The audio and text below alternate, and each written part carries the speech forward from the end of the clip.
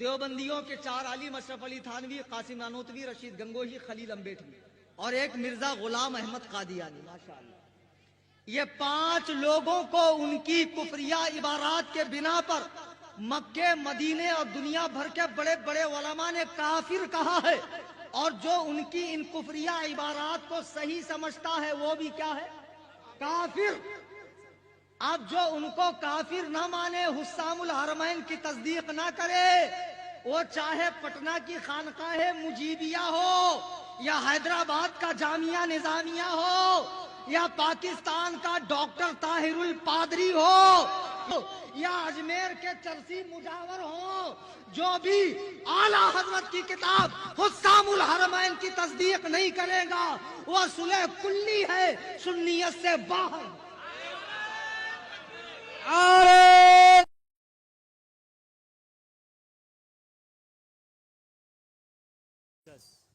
جماعت، یہ دیوبندی جماعت، تبلیغ جماعت جو گاؤں گاؤں، دیہات دیہات، قریہ قریہ پہنچ کر دین کا کام کرتے ہیں، آپ کے گاؤں میں نہیں ہے لیکن اڑوس پڑوس میں ہے، اڑوس پڑوس میں ہے آپ کے۔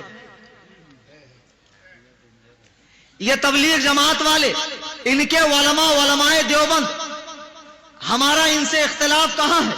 100 سال کے اندر اختلاف ہے، 100 سال سے اوپر اختلاف نہیں ہے، 100 سے 150 سال، اس سے اوپر اختلاف نہیں ہے۔ ان کے علماء نے اپنی کتابوں میں اللہ کے نبی علیہ السلام کی جناب میں، ان کی بارگاہ باعظمت میں ایسے خبیث کلمات لکھے ہیں جسے پڑھنے کے بعد مومن کی روح کانپ جاتی ہے، جیسے خباثتوں کا خمیر۔ دیوبندی جماعت کا سریل امیر ملا اشرف علی تھانوی کہاں پیدا ہوا تھا؟ تھانہ میں، اور مرا کہاں تھا؟ پخانہ میں۔ اشرف علی تھانوی نے اپنی کتاب حفظ الایمان میں سرکار علیہ السلام کے علم شریف کو بچوں، پاگلوں، جانوروں، درندوں، جمی حیوانات کے برابر کہا ہے۔ کلیجے پر ہاتھ رکھ کر بتاؤ، ایسی خبیث بات کہنے والا مسلمان ہو سکتا ہے؟ دیکھو، مدینہ شریف میں اللہ کے رسول علیہ السلام مسجد نبوی میں بیٹھے ہیں، صحابہ کرام کا ہجوم ہے، صحابہ بیٹھے ہوئے ہیں، ایک اعرابی اللہ کے نبی کی بارگاہ میں آتا ہے، ایک بدو اللہ کے نبی کی بارگاہ میں آتا ہے، کہتا ہے اللہ کے رسول میرا اونٹ گم ہو گیا ہے، یہ بتائیے میرا اونٹ کہاں ہے؟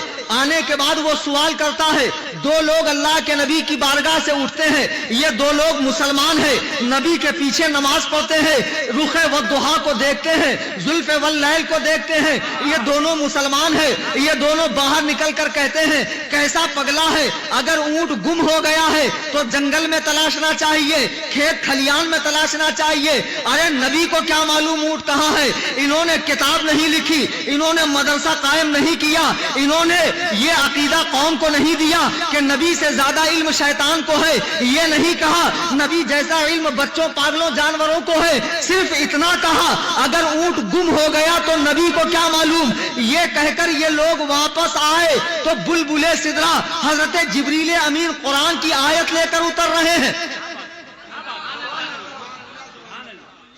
قرآن کی آیت لے کر اتر رہے ہیں۔ اللہ کے نبی نے ان سے پوچھا یہ بتاؤ یہاں سے جانے کے بعد تم کیا کہہ رہے تھے؟ وہ کہتے ہیں اللہ کے رسول راستہ کٹنے کے لیے ہم لوگ ہنسی مذاق کر رہے تھے، قرآن کہتا ہے وَلَئِن سَأَلْتَهُمْ لَيَقُولُنَّ إِنَّمَا كُنَّا نَخُوضُ وَنَلْعَبُ، جب آپ ان سے پوچھو تو یہ کہیں گے ہم ہنسی مذاق کر رہے تھے۔ قُلْ أَبِاللَّهِ وَآيَاتِهِ وَرَسُولِهِ كُنتُمْ تَسْتَهْزِئُونَ، تم فرماؤ کیا اللہ، اس کے رسول اور اس کی آیتوں سے مذاق کرتے ہو؟ لا تعتذروا، بہانے نہ کرو، قد کفرتم، تم کافر ہو چکے ہو، بعد ایمانکم، ایمان لانے کے بعد۔ زمانہ خیر القرون کا مسلمان، رسول اللہ کا دیدار کرنے والا مسلمان اگر یہ کہے اونٹ گم ہو گیا تو نبی کو کیا معلوم؟ قرآن کہتا ہے لا تعتذروا قد کفرتم بعد ایمانکم، بہانے نہ بناؤ، تم کافر ہو چکے ہو۔ ایمان لانے کے بعد 14ویں صدی میں انگریزوں کا نمک خوار، نمک حلال ملا اگر یہ کہے نبی جیسا علم بچوں، پاگلوں، جانوروں کو ہے، بتاؤ کیا وہ مسلمان ہے؟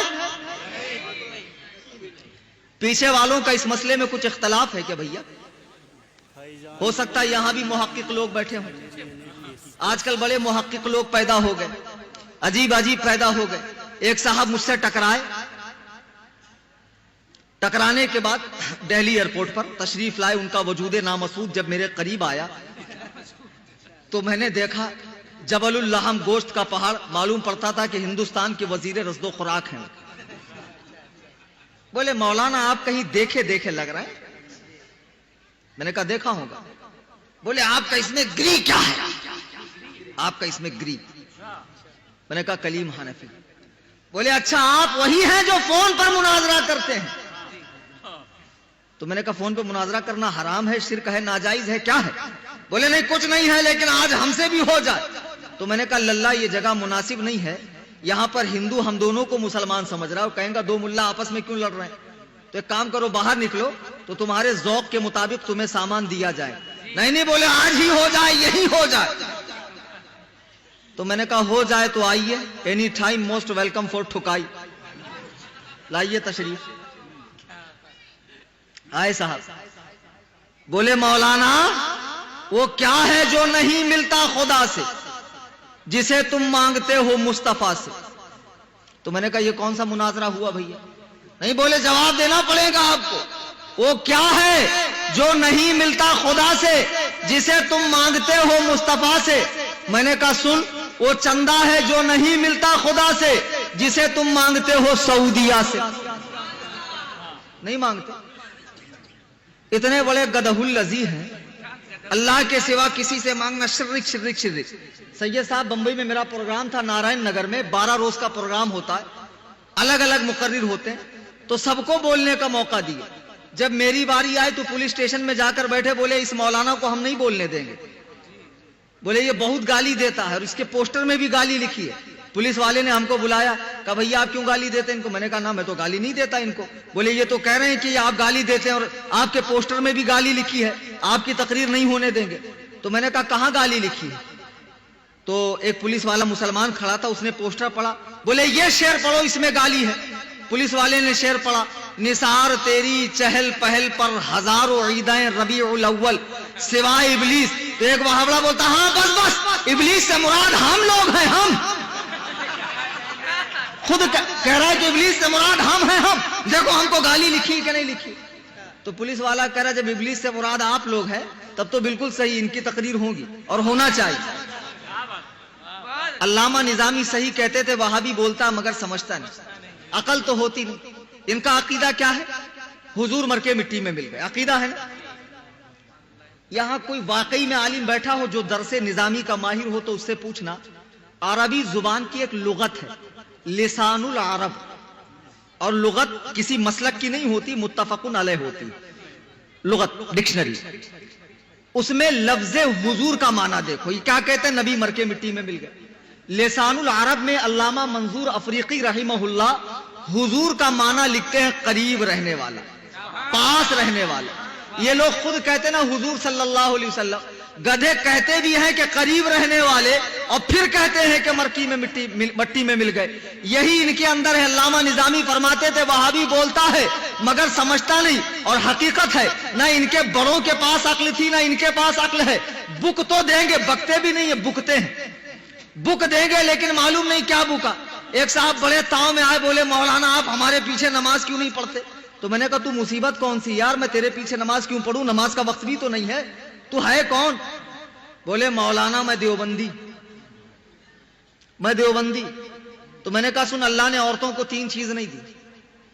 اللہ نے عورتوں کو نبی بنایا، ارے بولو بھائی، نبوت نہیں دی۔ کوئی خلیفہ عورت بنی، اللہ نے خلافت نہیں دی۔ اللہ کوئی امام عورت بنی آج تک، اللہ نے عورت کو نبوت بھی نہیں دی، خلافت بھی نہیں دی، امامت بھی نہیں دی۔ میں نے کہا سن، ہم اللہ کے بندے اور ہماری مسجد میں امام اللہ کا بندہ، تو بندے کی نماز بندے کے پیچھے ہوتی ہے، بندے کی نماز بندے کے پیچھے ہوتی۔ اب میں اللہ کا بندہ اور تو دیو کی، اب بندے کی نماز بندی کے پیچھے ہوگی، بندے کی نماز بندی کے پیچھے ہوگی، اور بھی بندی کس کی؟ دیو کی۔ عقل تو ہے نہیں، بول تو دیں گے دیو بندی، اتنا گھٹیا نام ہے کہ نام سے ہی کراہت ہوتی ہے۔ بہرحال انہی دیوبندی مولویوں نے اپنی کتابوں میں یہ ساری خباثت لکھی ہے یہ تو دیوبندی لنکا کا ایک راون تھا اشرف علی تھانوی، جس کی کتاب میں نے بتائی۔ ان کا دوسرا بڑا کٹ ملا مولوی قاسم نانوتوی، اس نے اپنی کتاب تہذیر الناس میں سرکار کے آخری نبی ہونے کا 3 جگہ انکار کیا۔ کتنی جگہ؟ مسلمانوں کا بچہ بچہ جانتا ہے کہ جتنے نبی آنے تھے آدم سے حضرت عیسیٰ تک آ گئے، لیکن جب بطن آمنہ سے آمنہ کا لال دنیا میں تشریف لایا تو اس حیثیت سے تشریف لایا کہ اب 7 طبق زمین اور 7 طبق آسمان میں نبی کی حیثیت سے کوئی پیدا ہو ہی نہیں سکتا ہے۔ اللہ نے سرکار کے دونوں شانوں کے بیچ میں مہر نبوت لگا دی ہے اور یہ ارشاد فرما دیا کہ اب محمد الرسول اللہ کے بعد زمین کے 7 طبقات اور آسمان کے 7 طبقات میں کوئی نبی آ ہی نہیں سکتا۔ لیکن دیوبندیوں کا عقیدہ ہے کہ نیا نبی پیدا ہو سکتا ہے۔ ان کے ایک اور ملا مولوی رشید گنگوہی نے اپنی کتاب فتاوی رشیدیہ میں اللہ کے لیے جھوٹا ہونا ممکن لکھا ہے، اور اتنا ہی نہیں، کوے کو حلال بھی لکھا ہے، کھانے پر ثواب بھی لکھا ہے۔ ان کے ایک اور مولوی خلیل احمد امبیٹوی نے کتاب براہین قاطعہ میں شیطان کے علم کو حضور کے علم سے زیادہ لکھا ہے۔ اب ایسا نہیں ہے کہ یہ کتابیں کچھ آج کل لکھی ہوں، 150 سال پہلے یہ کتابیں لکھی گئی، اسی وقت چھپی، آج تک چھپ رہی ہے۔ لکھنے والے مر کر جنت سے ایک اسٹاپ پہلے پہنچے، آج تک یہ کتابیں چھپ رہی ہیں، آج تک یہ کتابیں چھپ رہی ہے۔ دیوبندیوں کا یہ عقیدہ ہے، میرے بزرگوں اور دوستوں، جتنے باطل فرقے ہیں، دیوبندی ہو، وہابی ہو، اہل حدیث ہو، اہل قرآن ہو، اگر آپ ان سے بچنا چاہتے ہیں تو اس کے لیے 2 باتیں ضروری ہیں۔ ایک ہے آپ علم حاصل کرو۔ یار ایک بات بتاؤ، آپ شہر میں چلے گئے، یا آپ سے میں یہی پوچھ لوں، اتنا بڑا مجمع بیٹھا ہے، کہ سنی ہونے کے لیے کیا ضروری ہے؟ ایک آدمی سنی نہیں ہے تو کیا وہ کافر ہوگا؟ نہیں پتا۔ آپ بیسک سیکھو یار، ضروریات اسلام کیا ہے، ضروریات اہل سنت کیا ہے، ہم سنی کیوں ہیں، اہل سنت کے عقائد کیا ہیں، اور ان عقائد کی دلیل قرآن حدیث میں کہاں ہے۔ اتنا علم تو سیکھو کہ جب کسی وہابی دیوبندی سے مقابلہ ہو تو آپ قرآن حدیث کی روشنی میں جواب دے سکے۔ اتنا علم ضرور سیکھو، اپنی اولادوں کو سکھاؤ، جگہ جگہ مدرسے قائم ہے۔ علم سیکھنے کے لیے عمر کا کیا لینا دینا، آپ بوڑھے ہو چکے ہیں، شرم کی کوئی بات نہیں، سیکھیے۔ اب دیکھو، میں اس وقت وہاں تھا روم میں، ایک صاحب آئے تو ان سے میں نے پوچھا نماز کیا ہے؟ بولے نماز فرض ہے۔ استغفر اللہ استغفر اللہ، نماز کیا ہے؟ فرض ہے۔ فرض کا مطلب معلوم ہے آپ؟ عورت کی شرمگاہ کو فرض کہتے ہیں۔ اب ان کو ضاد اور جیم میں فرق نہیں معلوم۔ آپ پڑھتے ہیں قل ہو اللہ احد، پڑھتے ہو نا، کیا مطلب ہے اس کا؟ کہہ دو اللہ جھوٹا ہے، احد کے معنی جھوٹا۔ قل ہو اللہ احد، کہہ دو اللہ ایک ہے۔ عربی میں مخرج بگڑنے سے معنی بدلتا ہے، مخرج بگڑنے سے معنی بدلتا۔ اللہ کے بندو، اتنا دین تو سیکھو کہ آپ کی نماز صحیح ہو، روزہ صحیح ہو، غسل صحیح ہو۔ آج کیا وجہ ہے کہ آپ نماز میں کھڑے ہوتے تو پورے ہفتے کا حساب کر لیتے ہیں؟ اس کی وجہ یہ ہے کہ نماز میں وسوسے آتے ہیں۔ وسوسے کیوں آتے؟ جب وضو درست نہیں ہوتی، وضو کے مسائل آپ کو معلوم نہیں، پاکی ناپاکی کے مسائل نہیں معلوم، رات میں کپڑا گندا ہو گیا، کپڑے میں 1 درہم سے زیادہ منی لگ گئی، اب وہی کپڑے گھر کے باقی کپڑوں میں ملا کر دھو رہے ہیں تو سارے کپڑے ناپاک ہو گئے۔ کپڑا پاک کرنے کا طریقہ سیکھو اللہ کے بندو، صرف بڑے بڑے جلسے کر کے نعرے لگا کر کام نہیں چلنے والا، علمی طور پر مضبوط ہونا پڑے گا۔ آج جو ہمارے لوگ وہابی دیوبندی بن گئے، جب میں ان سے پوچھتا ہوں تو وہ کہتے مولانا جب تک میں سنی تھا مجھے وضو کرنا نہیں آتا تھا، مجھے غسل کرنا نہیں آتا تھا، ان لوگوں نے مجھے نماز پڑھنا سکھایا۔ میرے بزرگوں اور دوستوں، اللہ کے لیے سنبھل جاؤ، علم دین حاصل کرو۔ ارے میرے بھائی، نبی نے فرمایا طلب العلم، علم کا طلب کرنا فریضۃ، فرض ہے، علی کل مسلم، ہر مسلمان پر، صرف علماء پر نہیں ہے۔